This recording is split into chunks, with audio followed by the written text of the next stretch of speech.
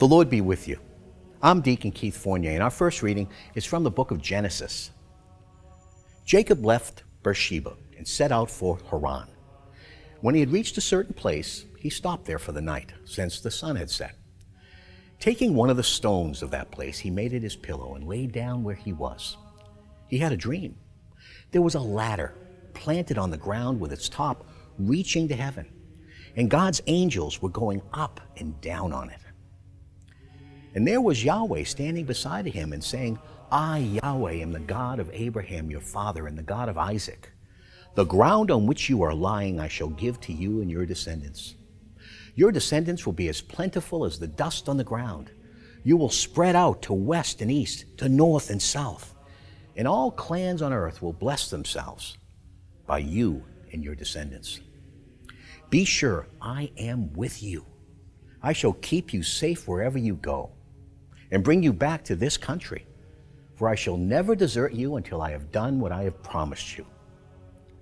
Then Jacob awoke from his sleep and said, Truly, Yahweh is in this place, and I did not know. He was afraid and said, How awe-inspiring this place is. This is nothing less than the abode of God, and this is the gate of heaven. Early next morning, Jacob took the stone he had used for his pillow and set it up as a pillar, pouring oil over the top of it. He named the place Bethel. But before that, the town had been called Luz. Jacob then made this vow, If God remains with me and keeps me safe on this journey I'm making, if he gives me food to eat and clothes to wear, and if I come home safe to my father's home, then Yahweh shall be my God. This stone I have set up as a pillar is to be a house of God, and I shall faithfully pay you a 10th part of everything you give me. And our response is from Psalm 91. You who live in the secret place of Elion, spend your nights in the shelter of Shaddai, saying to Yahweh, my refuge, my fortress, my God in whom I trust. He rescues you from the snare of the fowler set on destruction. He covers you with his pinions. You find shelter under his wings. His constancy is shield and protection. Since he clings to me, I rescue him. I raise him high, since he acknowledges my name. He calls to me and I answer him. In distress I am at his side. I rescue him and bring him honor. A reading from the Holy Gospel according to St. Matthew.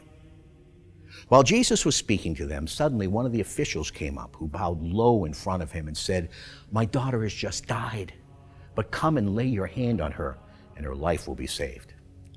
Jesus rose and with his disciples followed him. Then suddenly from behind came a woman who had been suffering from a hemorrhage for 12 years, and she touched the fringe of his cloak, for she was thinking, if only I can touch his cloak, I shall be saved. Jesus turned round and saw her, and he said to her, Courage, my daughter, your faith has saved you. And from that moment, the woman was saved. When Jesus reached the official's house and saw the flute players with the crowd making a commotion, he said, Get out of here. The little girl's not dead, she is asleep. And they ridiculed him. But when the people had been turned out, he went inside, took her by the hand, and she stood up. And the news of this spread all round the countryside. The Gospel of the Lord.